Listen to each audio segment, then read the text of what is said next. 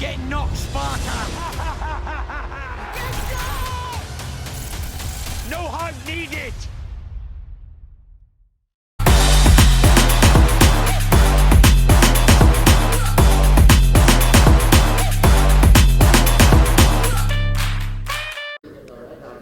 Andrew McCART, IFL TV, proudly sponsored by Everlast. Let me just zoom into that black eye. Let me zoom back out. Rocky, obviously, tough training camp? No, I think it's been a good camp. You know, that a good sparring. You know, it happens. It's the first one I've had in years, really. So, that's what it is. Yeah, it's a belt, isn't it? And you know, I can go around saying my boxing now, can't I? So yeah, I can look hard, but no, it is. Got caught. You know, get caught. You know, you get a shower, you get wet, and it happens. And but it's been a good camp. Yeah, I was sparring Fear Cash through the week to finish off the camp. So it was good rounds, good sparring. So everything's going well. Yeah, been back in the gym since January. Been with Jamie now the last 6 weeks, and Nigel putting most of the work in, and training's going good, going well. Obviously, you had that fight out in November back in Dubai, probably against an opponent that didn't really give you the rounds because you got him out there in 2. But before that, it was a long time out the ring. So, again, would that have knocked off the ring rust, if any, come Friday night? Yeah,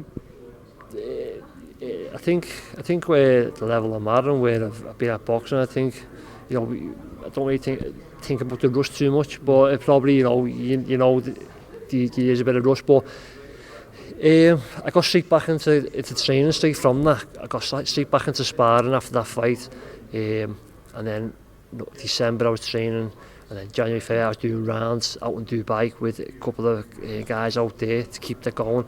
I've had a bit of sparring soon since I've been back, good sparring. So everything's just, I know it's different to fighting, but I've got the rounds of sparring in, what I needed to get in, and but it is what it is. If it comes fight night, and I've got to see what I can do. But you know, I think everything's been covered in camp, and as I say, been training since January.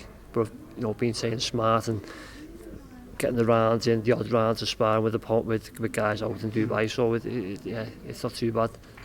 Kimmy spoke about a few months ago on that Twitter, you having a back and forth with Caleb Plant. I mean, obviously, he's lost against Canelo, you've lost against Canelo. The super middleweight division's probably on hold right now because Canelo's got all them belts, and you mentioned there at the press conference, you don't know what he's going to do. I mean, he is going up to light heavyweight to fight Bivol, but he's still got a grip of them world titles just now. So, is that still the dream? Not so much the dream, but is that still the goal for your boxing career to get another crack at a world title? Yeah, definitely, and you know, I've got myself in a position to fight for one. It definitely is. That's why, you know, I'm back in fighting. I'm training hard. You know, the reason why I was out for so long was with the COVID and boxing went on hold, and I knew I weren't going to get opportunities like the up and coming fighters were getting in Eddie's backyard. I knew that, so I just sat back, let everything, you know, blow over, get back to normal, and I've got myself back out fighting, and it's probably done me the world of good because since I've been pro, I haven't been out the gym, and I've been training, fighting, sparring, so having this bit of time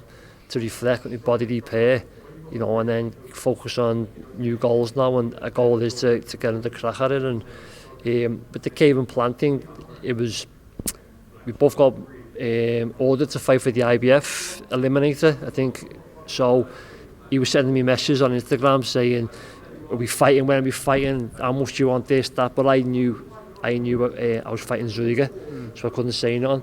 So I was just having a bit of banter with him, giving it back to him. He's giving me a bit back, and that's how it started. Then he obviously went and fought for and won it, and I obviously fought Zuriga. So that's how the banter. And then when he put it on Instagram, Twitter, I was thinking, he must have saved them pictures. It was like 2017, 18, it was something like that. So, but as you're saying, yeah, you're on his mind. That's it, yeah. So he saved messages, because I was getting asked off a few of the media saying, I've got the messages. I'm like, mate, that was years ago. Well deleted. I don't bother. But that's all it was. He was just. I think Mikey Garcia was fighting in the Staples Centre. He was fighting. Has he fought Spence?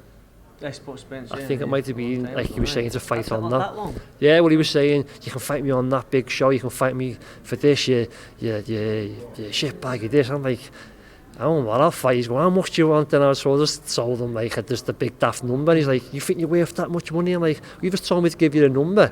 So I'll just give you it. Obviously, I know him yet, that we're going to happen, but that was only the banter. But I'm just saying, yeah, he's lost the Canelo, I have, and, you know, everyone's waiting to see what Canelo does with the title. So in the meantime, why don't, like, the super middleweights, you know, start fighting each other and get yourself in a position. Get yourself in a position to fight for the title. And, you know, this fight on Friday was, you know, was looking at 10 rounders, something decent, but then, you know, things have changed, and that's what happens in boxing. I hopefully get a couple of rounds in, you know, I look good and everything goes to plan, and then I just push on for the next fight. And I say these super middleweights now are waiting around and people can't wait around, you know, where we're at in our careers, we can't wait around to see what Canelo does these titles. So why don't we just fight each other and then for eliminators or fan eliminators, and then see what the future holds then. That's the plan. Definitely. For me. You fought, like you said, you mentioned Canelo, you did fight Canelo, so he's moving up to light heavy. I mean, he's probably just a little bit smaller than me. He's up at light heavy. You sized me up there, Rocky. But you've been in the ring with him. How good is he, and can he go up into that light heavyweight division and unify it like he did the super middle? Yeah, I think he can.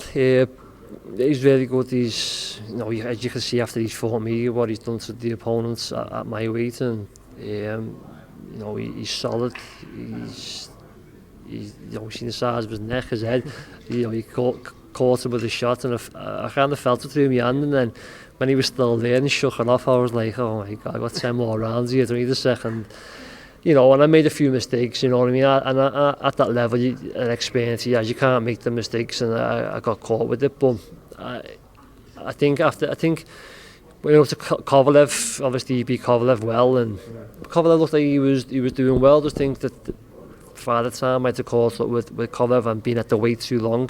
But I think, you know, Bivol's no pushover. I think Bivol will you know, give him a tough fight. But I think he can do well at light heavy. I don't really look into the light heavyweight divisions. I know Berbatov is a good fighter, so that'll be an interesting fight. But you know, I think he can do well at light heavyweight, and probably an half decent fight at cruiserweight or something. But he's on his own league, isn't he? He's on his own level. So, but yeah, I think he can do well at light heavyweight.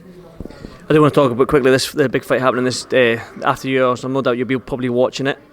Tyson Fury versus Dillian Whyte. Your thoughts on the fight, the build up, and what a fight is. 94,000 people at Wembley on Saturday night. Just your thoughts on that fight. Oh, it's brilliant. You know, it's something that the British fight fans needed, and I said before, I got on with both of them. I was out in Portugal a year or two back, and went over to Dillian Whyte's camp, and I'd done a little session with them, and I've got on with them for years. And last month I was sparring Tyson Fury in Dubai, and I knew Tyson Fury the amateur days and stuff, so it's going to be a great fight. I'm looking forward to it, and I know I hope to be the best man win on it. But apart from that, I think the build-up's been, you know, as Dillian Whyte has seen it into, he doesn't have to do what they say if it's not contacted, and he's just doing what he's doing, looking after himself. But I think it'll make it more interesting when he starts speaking now, and you know, we'll have more eyes on him because he hasn't spoken for so many weeks. He hasn't been to press conference. So when he starts speaking now and gets the press conferences now, you know, I think more eyes will look at it, and you know, I think he might have done a favour as well. But it's a great fight. Looking forward to it, and be the best man win. Let's bring it back to you finally then. When you're looking around this room and this press conference, when you've got Peter McGrail, Joe McGrail, Harry Kinsella, do you know what I mean? You've got all these young kids coming through, and you're the old man now. You're the old veteran. Do you feel like an old man? Do you feel like you're an old veteran? No, I don't feel it. I feel I'm feeling good, and but sitting on top of there, as I look around, and I remember little Harry Kinney like being like the schoolboy champion, and I was like, oh, he's okay. He's just won the schoolboys, and I'm like, next minute he's up here now on the same show as me. So and I say McGrails and that, I've heard them for years of, you know, up and coming kids I'm going to be. So it's good in a way that I'm up here with them, and then in 5 years time when I look back and go, oh yeah, he's a British champion and he's a world champion. I was be on the same bill in Liverpool, and you know, that's what I'd be interested in. That's what I look forward to sitting back and seeing how they are in 3 to 5 years time, because these future champions, they're on the bill. So I'm looking forward to that. And as you're saying, I think they're all about Butler. Butler's got to be Is he in his 30s? Yeah, Butler's probably same age as me, or he might be a year younger, but I think Jazz is like 2 years, but I think Butler's not too far, but he's not showing as with the greys and that. He's still baby face, isn't he? But I'm looking forward to it. It's a good buzz, you know. I think that, you know, the young lads have, you know, done a lot of tickets, and you've got good support, and you know they're going to build a good fan base here, and you know more nights in the Echo to come for them. So yeah, it's interesting, and I'm looking forward to it. Scouse boxing is very, very healthy. Listen, Rocky, we're the only ones left in this room, so I'm starving. I drove down from Scotland today, a 4-hour drive, and I've only had like a caramel shortbread from Costa, so I'm going to get some food. So thank you so much. What's that? I've got a few pictures to do now. Obvious, your work never stops. That's a professional athlete. See, I'm going down to that Bill's restaurant. I'm getting some food. Rocky, see you at the weigh-in tomorrow, mate, and I'll see you Friday night, okay? Yeah, thank you very much. Thank you. Cheers, Rocky. Thank you. You get knocked, Sparta. No hug needed.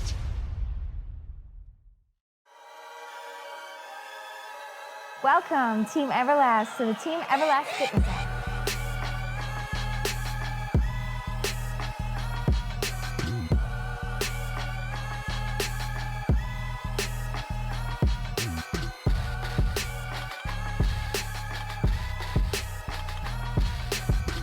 Download the Everlast Fitness app and find your greatness within.